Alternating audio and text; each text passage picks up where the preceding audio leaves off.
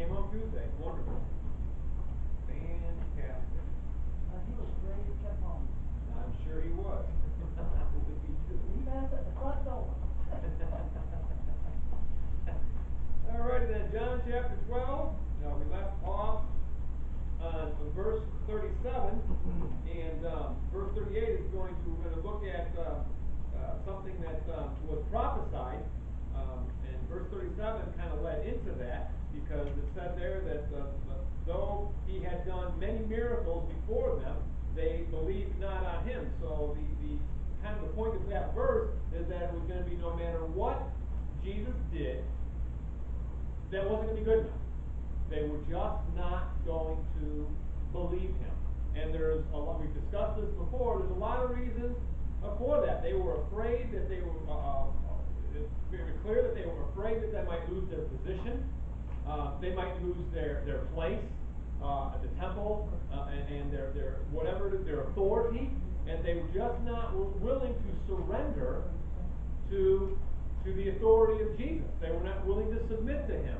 And so that is where a lot of people stand even today, is that they're just not willing to surrender themselves, to die themselves, repent from unbelief, and believe in Jesus. And some of our, we talked about this, some folks would say that this was God's purposeful doing, that he would have to have caused them not to want to believe, because he had only chosen to save a few people and not really everybody, even though God says that he's not willing that any should perish, that Jesus came and died for all the sins of the world, not just the select, or not just the elected, or not just a few of us. He did it for everyone. And the choice for belief or unbelief is really on us. Because we looked at John chapter 5 verse 40, where Jesus addressed the Pharisees, and he said, you will not come to us. So it was your will that would come to me, not my will for you. And so we'll get to that as we get down to verse 38. So let's pray. Father, again, we thank you for this time that we can gather together. And Lord, we pray as we open up your word now, you would once again speak to our hearts, conform us to Jesus. In his name we pray. Amen.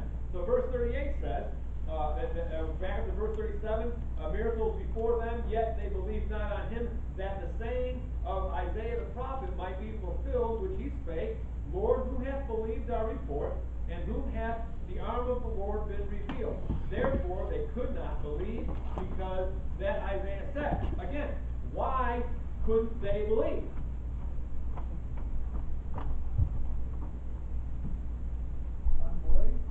Unbelief. Their own heart, their own desire to have and hold on to what they had. It was their choice, their pride, if you will, that got in the way. No matter what miracles Jesus did, no matter what he said, they just were not going to believe. And verse 40 says, he hath blinded their eyes and hardened their heart, that they should not see with their eyes, nor understand with their heart, and be converted, and I should heal them. Again, why? Back up to verse 37. They just wouldn't do it. It didn't matter. Their pride would not allow them to. Is it God who chooses a person's unbelief? Well, the work of God is that people would believe on him who he sent. So God's work is that we would believe, not that we would believe. If it was God's work and God actually chose people not to believe, then his work would be, I must keep you from believing. But that's not what God wants, because he's not willing that any should perish. And again, if we go back, well, God is sovereign and he has things in control. Yes, he has things in control. And he is sovereign. And just because a person chooses not to believe does not interfere with God's work. Our unbelief in God or in Jesus is not going to stop God from his plan. The unbelief in Jesus did not stop Jesus from going to the cross. The unbelief in Jesus does not stop God from fulfilling the work. He has all the foreknowledge. He knows what is going to happen. He knows what you'll decide to do tomorrow. He knows. Why? Because he knows us so well.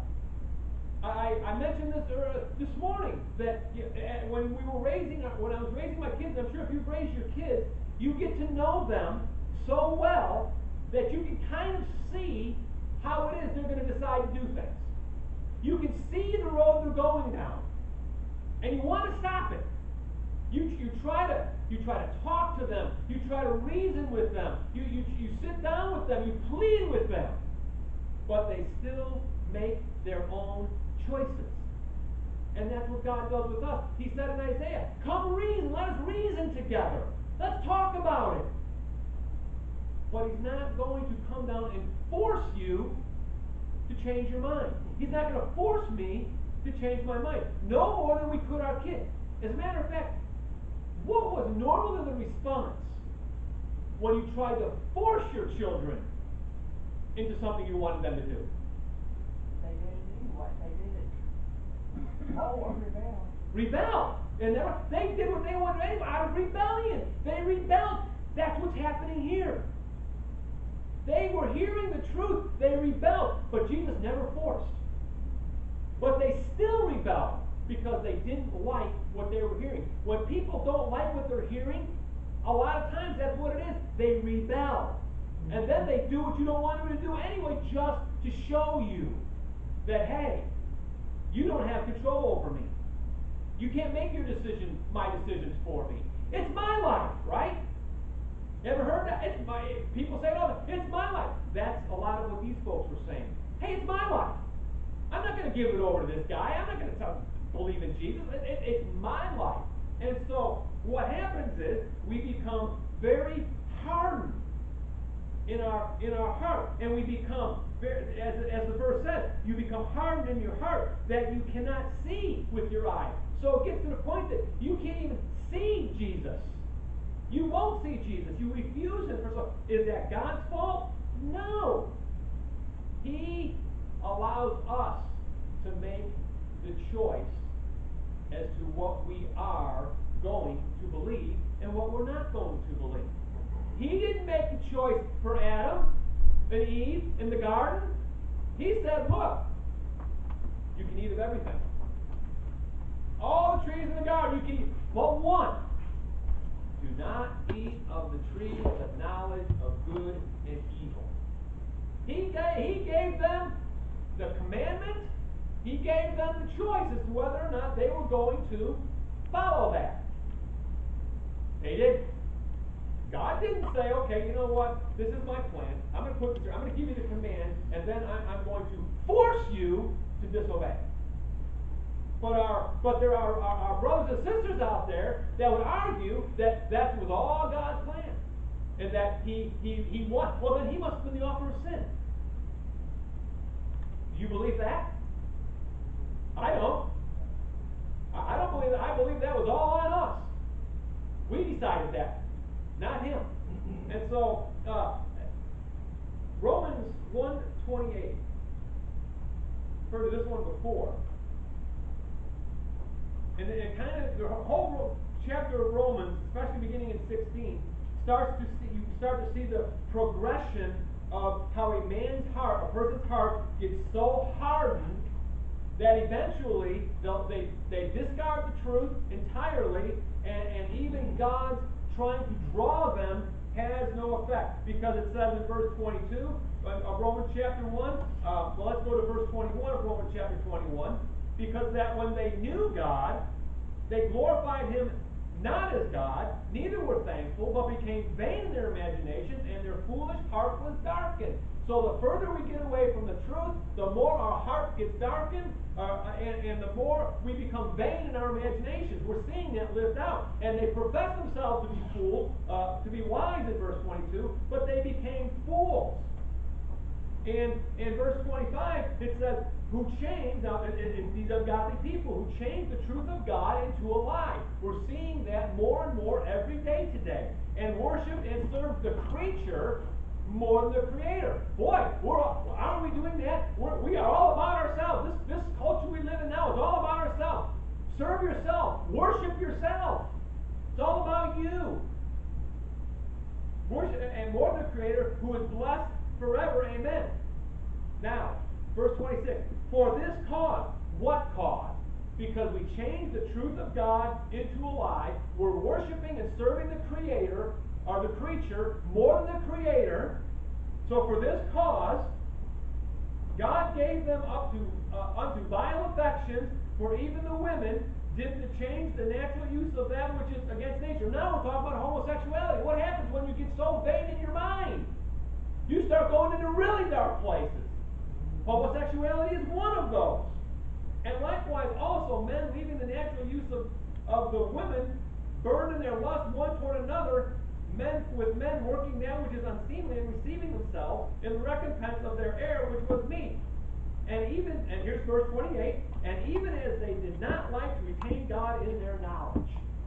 That's where we're headed. As a people, as a nation, this is where we're headed. God gave them over to a reprobate mind to do those things which are not convenient. So this is what he said. It gets to the point to where we get so far away, so far in the darkness, God just gives us over to a reprobate mind, and nothing he will say or do for us will change. That's what we're talking about here. And why? Because they did not like to retain God in their knowledge.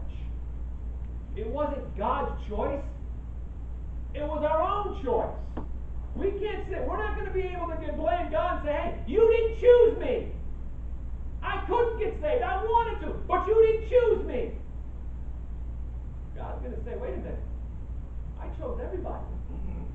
Jesus died for everybody. Didn't matter who they were. He died for all the sins of the world. Isn't it interesting? Jesus, out of 12 disciples, he chose them all. He chose one that didn't believe. Who was that guy? Judas. He knew Judas's heart. He knew Judas wasn't going to change, and he still chose them. So he does choose unbelievers. Some folks who are brothers and sisters will say, well, God only chose those who he knew would believe. He chose Judas, knowing he wouldn't believe. Does that mean Judas didn't have opportunity? No. I believe wholeheartedly Jesus wanted desperately to win that man's heart. But he was like these guys. In verse 37, no matter what Jesus said, no matter what he did, he wasn't going to believe. And I mentioned it this morning.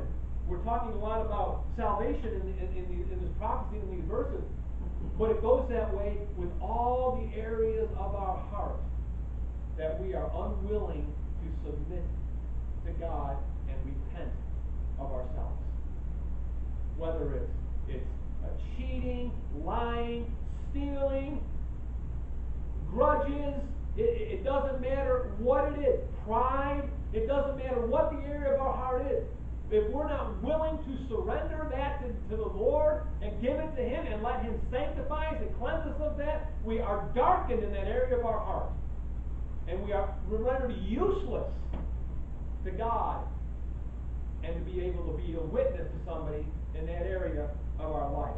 So important to surrender all of ourselves to Jesus.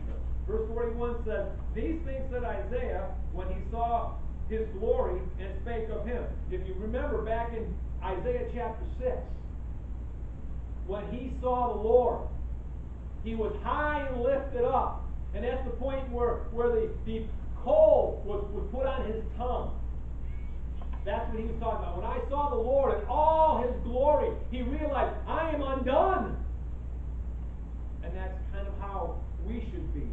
Verse 42 says, nevertheless, among the chief rulers, also many believed on him, but because of the Pharisees, they did not confess him, lest they should be put out of the synagogue. So, in all of this, amongst that group, there weren't all unbelievers, because some of the chief rulers did believe. However, that little word but is in that verse. Because of the Pharisees, they weren't going to publicly acknowledge that they believed. Why? Because they were afraid that the Pharisees would put them out of the synagogue. What we have here is a picture of silent believers in the world. People that know the Lord, but there's no real evidence in their life that they do. Because they're remaining silent. They're staying among the group and keeping silent because they fear something. In these people's minds and position, it was the fear that, hey, if we acknowledge that we believe in Jesus, they're going to boot us out of the synagogue. Isn't that the same position that the one guy that Jesus healed, the blind man, his parents were also afraid? That, hey man, if we go to the Jesus, man, they're going to boot us out of the synagogue. Because that was a huge thing. Nobody wanted to be booted out of the synagogue. Because then they couldn't partake in all the festivals and the feasts and the atonement and all the stuff that went with in the teachings of the synagogue. They couldn't partake of it if you were put out. You were an outcast. So they didn't want that. They didn't want to lose any of that. And so, it boils down to fear affects our witness. If we're afraid to acknowledge Jesus, it affects our ability and our witness to those around us. And it goes completely against what Jesus spoke about in Matthew 5:16 about letting our light shine. He wants our light to shine. He wants us to be a witness. He doesn't want us to sit back and be afraid of being put out of anywhere. Now, that doesn't mean we have to browbeat people and take a Bible out and just beat them over the head with it every moment. But it does mean that if these were a silent witness, and these Pharisees were talking bad about Jesus, do you think the ones that believed and were silent stood up for him? No. They weren't, because they didn't want to be known. They weren't going to stop and say, hey, wait a minute, this is wrong here. Because they wanted to be put out of synagogue. And so that's kind of how it is with us. If we're like that we're afraid to stand when the rest of the group we're with is going in the direction of sin, and we're not willing to stand up in the place of Jesus and say no, we're just like these guys. Stand by and watch Jesus be ridiculed, watch him be persecuted. Stand by while they're plotting to do away with him, to kill him, because that's what a lot of what they're doing now, is they're making these plots, and they stand by, they know what's happening, and they say nothing. That's not how God would have us to be. Verse 43 says, for they love the praise of men more than the praise of God. Now, Jesus once said that back in Matthew chapter 6, verse 5, he gave warning against that kind of an attitude. Matthew 6:5, which says, and when thou prayest, thou shalt not be as the hypocrites are, for they love to pray standing in the synagogues and in the corners of the streets, that they may be seen of men. Verily I say unto you, they have their reward. So there's the warning. They love the praise of men more than the praise of God. So where was their heart? Who was it focused on? Other men and themselves. They wanted to get the praise of man instead of the praise of God. And remember, back up in verse 26, he says, if any man serve him, him will my Father honor. He's talking about, if you'll serve me, my Father will honor you.